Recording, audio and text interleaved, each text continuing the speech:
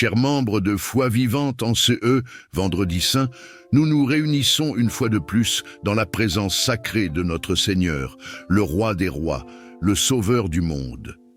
C'est une journée particulière, une journée où nous sommes appelés à méditer profondément sur le plus grand acte d'amour que le monde ait jamais connu, le sacrifice de Jésus-Christ sur la croix. Cette croix, symbole de douleur et de rédemption, est au centre de notre foi. Elle nous rappelle que, bien que nous soyons indignes par nos péchés, Dieu, dans son infinie miséricorde, nous a aimés au point de donner son Fils unique. Ce jour, nous venons non seulement pour déposer nos fardeaux au pied de cette croix, mais aussi pour nous abandonner entièrement à l'amour de Dieu qui transforme nos vies.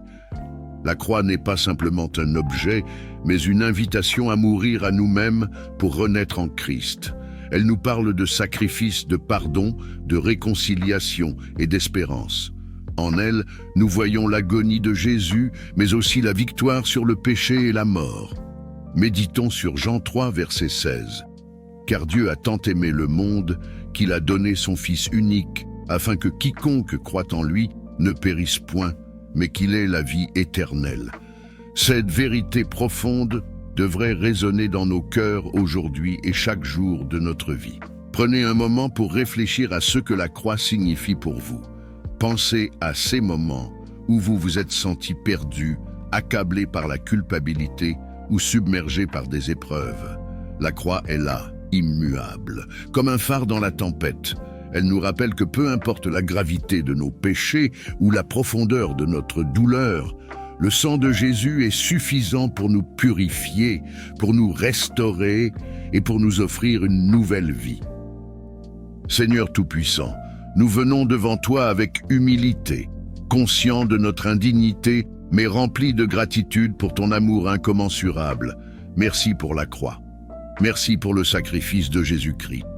Nous te prions aujourd'hui pour ceux qui souffrent, pour ceux qui ne connaissent pas encore ton amour et pour ceux qui luttent avec la foi. Que ce Vendredi Saint soit pour eux un moment de révélation divine.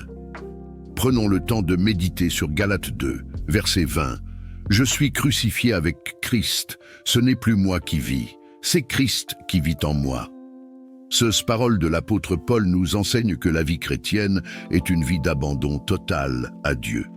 Être crucifié avec Christ signifie renoncer à nos désirs égoïstes et permettre à Jésus de régner pleinement dans nos vies. Cela nous appelle à une transformation radicale, où nos pensées, nos actions et nos priorités reflètent l'amour et la sainteté de Dieu. Imaginez un frère ou une sœur en Christ partageant comment la croix a transformé leur vie. L'histoire d'un homme autrefois perdu dans les ténèbres du désespoir, mais qui a trouvé la lumière en Jésus. Pensez à la puissance de ce témoignage et laissez-le inspirer votre propre marche avec Dieu. Partagez également dans les commentaires ce que la croix signifie pour vous. Vos paroles peuvent être une source d'encouragement pour quelqu'un qui en a besoin. Père Céleste, nous venons aujourd'hui dans une attitude d'intercession. Nous prions pour les nations, pour les dirigeants, pour les familles, pour les églises. Que ta lumière brille dans les endroits les plus sombres et que ton nom soit exalté dans le monde entier. Seigneur, donne-nous le courage d'être des témoins fidèles de ta vérité, même dans les moments de persécution ou de rejet. Récitons ensemble les paroles du chant « À la croix où j'ai vu la lumière ». Ce chant, plein d'émotion et de gratitude, exprime ce que nous ressentons en ce moment. La joie de savoir que nous avons été rachetés par le sang de l'agneau. Chantons ces paroles avec ferveur, que vous soyez seuls ou en assemblée, car Dieu entend nos louanges. En ce Vendredi Saint, alors que nous concluons cette prière, souvenons-nous que la croix n'est pas la fin de l'histoire. Oui, Jésus est mort, mais il est ressuscité. Sa victoire sur la mort nous donne l'espérance d'une vie éternelle. Levons nos cœurs et proclamons « Merci Jésus pour ton sacrifice et pour ton amour éternel ».